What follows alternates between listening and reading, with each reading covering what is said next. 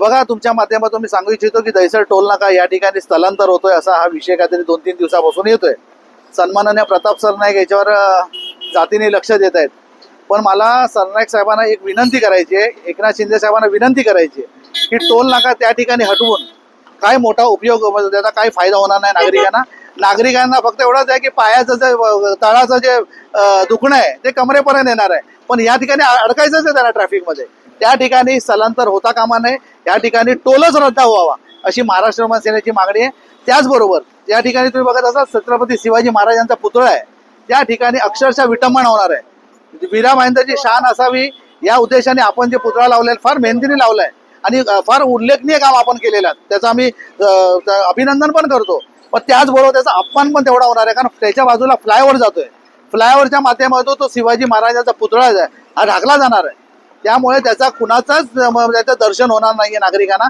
फ्लायओव्हरला जातील येतील आणि पण जे टोल नाक्याचा जो ट्रॅफिक आहे हा फ्लायओव्हरवर येणार आहे, त्यामुळे त्याच्यावर धूळ माती सगळी बसणार आहे.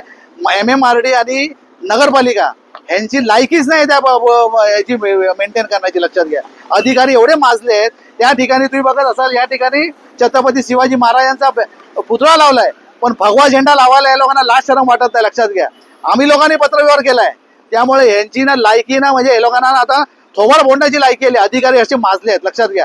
त्यामुळे याची विटंबना होणार आहे. सरनाईक साहेबांना कळकळीची विनंती आहे, आपण एका बाजूला खूप चांगलं काम करत आहात, उल्लेखनीय काम करत आहात, आणि एका बाजूला MMRD आणि अधिकारी असं भ्रष्ट अधिकारी ह्याच्यावर कुठे विटंबना करते, ही सहन केली जाणार नाही. तुम्हाला कळकळीची विनंती आहे एकनाथ शिंदे साहेबांना आणि प्रताप सरनाईक साहेबांना, हा टोल नाका रद्द करावा. रद्द करण्यासाठी आपण प्रस्ताव टाकला असता तर तुमचं स्वागत झालं असेल. आज मीरा भाईंदरमध्ये येताना, ठाण्यामध्ये जाताना, मीरा भाईंदरमध्ये जाताना येताना आणि विरार वसईला जाताना येताना, त्यामुळे फार मोठ्या प्रमाणामध्ये खड्डे आहेत. त्यामुळे सरकारची नावं कुठेतरी खराब होत आहे असं आमचं मत आहे. लोक शिव्या घालतायत अक्षरशः. त्यामुळे हे भर कुणाचं म्हणजे अधिकाऱ्यांची पोटं भरायचं काम चालू आहे की नागरिकांच्या हिताचं काम चालू आहे, हा मोठा प्रश्न आहे. त्यामुळे मी कळकळीची विनंती करतो आमदार प्रताप सरनाईक साहेब, मंत्री आमचे, आणि एकनाथ शिंदे साहेबांना हा टोल नाका रद्द करण्यात यावा. विटामाना कुठे शिवाजी महाराजांची होता कामा नये, हे पण जातीने लक्ष द्यायला पाहिजे. नागरिक त्रस्त आहेत.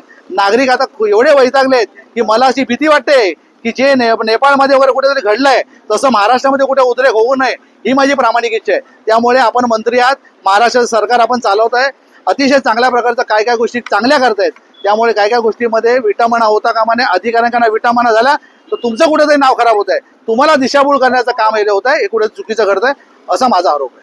दहिसर टोल नाका तिकडे जागा खाली होणार, तिथे मोठा फायदा कोणाला होईल?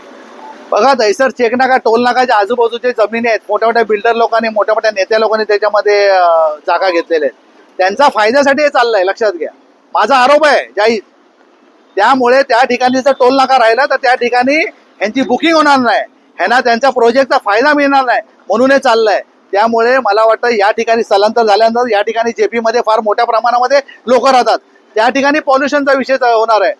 त्यानंतर तुम्ही 2 वर्ष 3 वर्षांनी सांगाल अजून आता वसईला जायचंय. त्यामुळे हा टोल नाकाच रद्द व्हावा अशी आमची प्रामाणिक इच्छा आहे. अगोदर पण होती, आमदार गीताजी नव्हते तेव्हा पण आमचं म्हणणं होतं. नरेंद्र मेहताना आमची निवेदन केलेले आहेत, प्रताप सरनाईक साहेबांना निवेदन केले आहेत, एकनाथ शिंदे साहेबांना निवेदन केलेलं आहे. त्यामुळे याच्यावर काळजीने लक्ष द्यावा, एकदम जातीने लक्ष द्यावा, जेणेकरून नागरिकांची कुठेतरी पिळवणूक होता कामा नये, ही प्रामाणिक इच्छा आमची.